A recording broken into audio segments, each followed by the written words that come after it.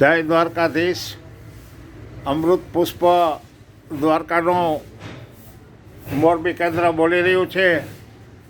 આજે મારી સમક્ષ અંકલેશ્વરથી મમતાબેન પંડ્યા અને નીતિનભાઈ પંડ્યા, વાહ, બે જણા સાથે સંપીને આવ્યા છે. અને આજથી કરીને 3 મહિના પહેલાં એ બેન આવેલા. એટેક્સિયા નામનો એમને જે રોગ છે અને રાજગોર પરિવારમાં વધારે પડતો છે. અને એ બેનને 3 મહિનાની અમૃત પુષ્પ અને એટેક્સિયા ઓઇલથી કેટલો ફેર પડ્યો, આજે કઈ પોઝિશન છે, એ આવો આપણી બેનના મોઢે સાંભળીએ. બેન, તમારા ભલે પાંડ્યાભાઈ નીતિનભાઈના મોબાઈલ નંબર બોલજો. તમે પહેલાં તમારું આખું નામ બોલો. મમતાબેન નીતિનભાઈ પંડ્યા, અંકલેશ્વર.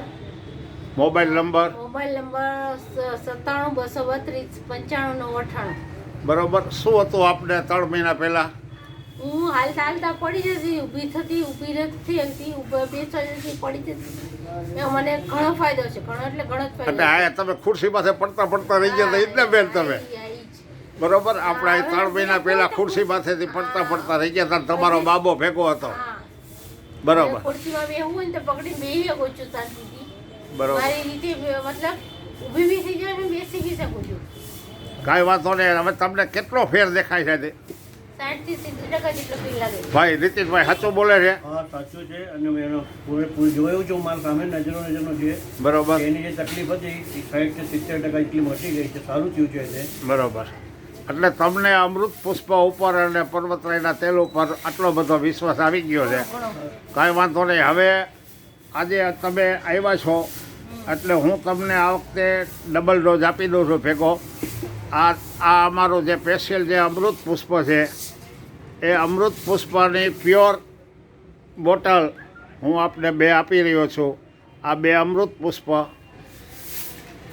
અને આ મારું એટેક્સિયા ઓઇલ છે એ આપણે 2 મહિનાનું આપી રહ્યો છું, બરાબર. વ્યવસ્થિત રીતે જે પરેજી પાડો છો એ પરેજી પાડજો, બરાબર.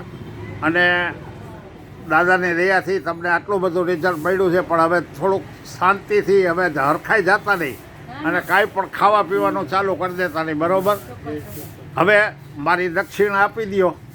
આ તમારી દક્ષિણા રામ નામની કોડી. આ મારી દક્ષિણા છે, બરાબર. રામ નામની. ભગવાન કરે અને મારા આશીર્વાદ છે તમને કે તમે જે રાજગોર પરિવાર માટે કરી રહ્યા છો બધી સેવાઓ, એના માટે તમને ખૂબ ખૂબ અભિનંદન પહેલાં તો. અને ભગવાન તમને રાજી ખુશીથી રાખે અને નિરોગી રાખે. તમારી 7 પેઢી લગી તમે નિરોગી રહ્યો એવા આશીર્વાદ છે મારા. બેન, ખરેખર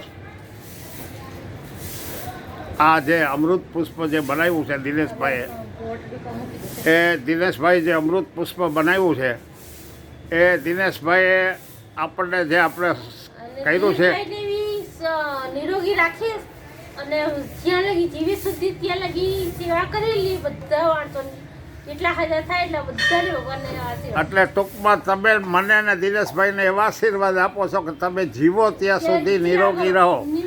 સારું છે, નકર બીજા શું આશીર્વાદ દે ખબર છે? 100 વર્ષના થાવ. પણ